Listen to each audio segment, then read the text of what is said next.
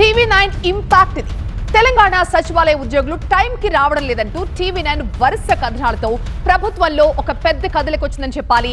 Private ఆఫీసులాగే ఇకపై తెలంగాణ సచివాలయ ఉద్యోగులు కూడా ఇన్ పంచ్ అవుట్ పంచ్ తప్పనిసరిగా నమోదు చేయాలి. ఈ కొత్త రూల్స్ కి సంబంధించిన బ్రేకింగ్ చూస్తున్నాం. తెలంగాణ సచివాలయం రూల్స్ లో మార్పులు చూస్తున్నాం. ఇవాళ నుంచి ఉద్యోగులకి ఫేషియల్ రికగ్నిషన్ అటెండెన్స్ అమల్లోకి వచ్చింది. ఇన్ టైం అవుట్ టైం తప్పనిసరి అంటూ సీఎస్ శాంతికుమారి సర్క్యులర్ జారీ చేయడంతో ఈ రూల్స్ ఇప్పుడు ఖచ్చితంగా ఫాలో అవ్వాల్సిన పరిస్థితి. సెక్రటేరియట్ హెడ్ అకౌంట్ నుంచి జీతాలు తీసుకుంటున్న రెగ్యులర్ కాంట్రాక్ట్ అవుట్సోర్సింగ్ ఉద్యోగులకి ఈ నిబంధనలు వర్తిస్తాయి. సచివాలయంలోని అన్ని ప్రవేశ ద్వారాల్లో కూడా ఈ ఫేషియల్ రికగ్నిషన్ యంత్రాల్ని అమర్చారు.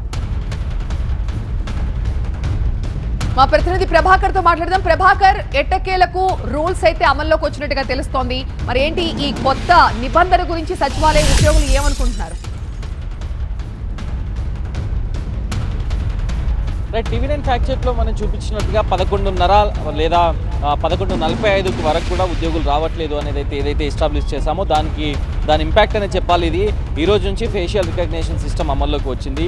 ఈ రోజు వచ్చిన వెంబటే దాదాపుగా ఇప్పటికే 70-80% ఉద్యోగులు 10:30కే ఆన్ టైం రీచ్ అయ్యారు అనేది అధికారులు చెప్తున్నారు. సో 10:30 కల్లా సెక్రటేరియట్కి రావడం అనేది ఈ గత 10 ఏళ్లలో ఇదే మొదటిసారి అనేది అయితే చెప్తున్నారు. మెజారిటీ ఉద్యోగులు, కొంతమంది ఆన్ టైంకి వస్తున్నప్పటికీ కూడా చాలామంది ఉద్యోగులు, చాలామంది అధికారులు రావట్లేదు. దాదాపు 10:45, 11:45 వరకు కూడా వచ్చి రిజిస్టర్లలో సంతకాలు పెడుతున్నారు. కానీ ఇప్పుడు ఫేషియల్ రికగ్నిషన్ సిస్టంలో కంపల్సరీ 8 అవర్స్ డ్యూటీ ఉండాలి, 8 hours in and out punch ఉండాలి అనేది మ్యాండేటరీగా మెన్షన్ చేశారు. సో దాంట్లో భాగంగానే ఒక సర్క్యులర్ కూడా ఇచ్చారు. కాంట్రాక్ట్ అవుట్సోర్సింగ్తో పాటుగా రెగ్యులర్ ఉద్యోగులు సెక్రటేరియట్ హెడ్ అకౌంట్ నుంచి తీసుకున్న ప్రతి ఎంప్లాయీ కూడా ఫేషియల్ రికగ్నిషన్ సిస్టంలో అటెండెన్స్ వేయాల్సిందే అనేది అయితే చెప్పారు. సో దానిలో భాగంగానే అంటే ఇక్కడ కొంత లేట్గా వచ్చి ఎర్లీగా వెళ్ళిపోయే అవకాశం కూడా ఇంతకుముందు ఉండేది. కాకపోతే ఇప్పుడు కంపల్సరీ 8 అవర్స్ ఉండాల్సిందే అని సర్క్యులర్ ఇవ్వడంతో ఇప్పుడు పూర్తి స్థాయిలో కూడా ఇన్ అండ్ అవుట్ మెయింటైన్ చేయాల్సిన పరిస్థితి అయితే కనిపిస్తుంది.